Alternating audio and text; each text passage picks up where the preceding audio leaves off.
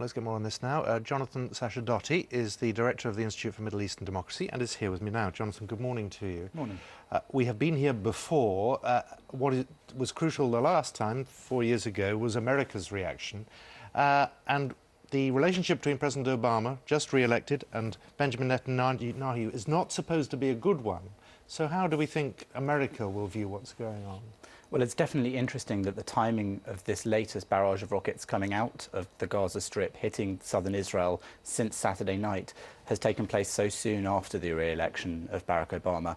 It's too soon, and probably it always will be, to make any connection there as to why Hamas and Islamic Jihad organisations chose to do that at this time. But some commentators are obviously tying the two together, among other reasons for why this has happened now. Now, the State Department in the US has actually come out quite early on in this yesterday and strongly condemned the rockets coming out of Gaza towards Israel and said that Israel has a right to defend itself, which obviously will be very refreshing and supportive news for Benjamin Netanyahu to hear. In fact, despite all the talk about Obama being tougher on Israel over his last term and fears that he might be very tough on Israel during his second term when he doesn't have to worry about re-election, he has actually, when it comes to the crunch, often been supportive of Israel's defensive actions. Even in one of his presidential debates on television, he specifically mentioned Sderot, the southern Israeli city, which is bombarded by rockets all the time, and the escalation from Saturday night that subsequently led to the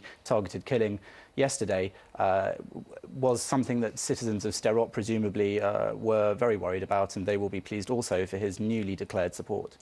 Now, the destabilisation in the region is something everybody fears, particularly the reaction of Egypt, which, post changes there, is probably more closely linked to Hamas than ever before. That's right. The new regime in Egypt is obviously a Muslim Brotherhood regime, and Hamas, the terrorist organisation that took power in Gaza Strip and now rules the Gaza Strip and is responsible for these terror rockets coming out of that territory, is an offshoot of the same Muslim Brotherhood. So there is obviously a stronger connection there. However, Mohamed Morsi has been quite confident in his abilities as the new Egyptian president, in his efforts to try and broker a ceasefire, in his efforts to try and broker some sort of peace and to take control, for example, of the terror activities taking place in the Sinai Peninsula, part of Egypt, which had increased as well, terror rockets coming from there and attacks going towards Israel. So while he may take a tougher line verbally and overtly, and indeed he has since things have hotted up in the region yesterday, it's unlikely, I think, that he will actually get involved in a more concrete or military way. He's presumably flexing his muscles as well, and that seems to be what's happening here. Every side is looking at the situation,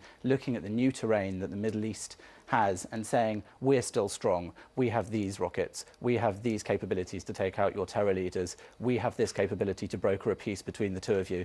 And it's something that we need to wait and see what will happen, who will come out on top of that, who will be able to exert their power, and ultimately Israel will be hoping, I presume, to be able to achieve some level of security and safety for its 1 million citizens who it says are now in range of these rockets coming out of the Gaza Strip. Jonathan, thank you very much. Thank you. Jonathan Sacerdoti, thank you.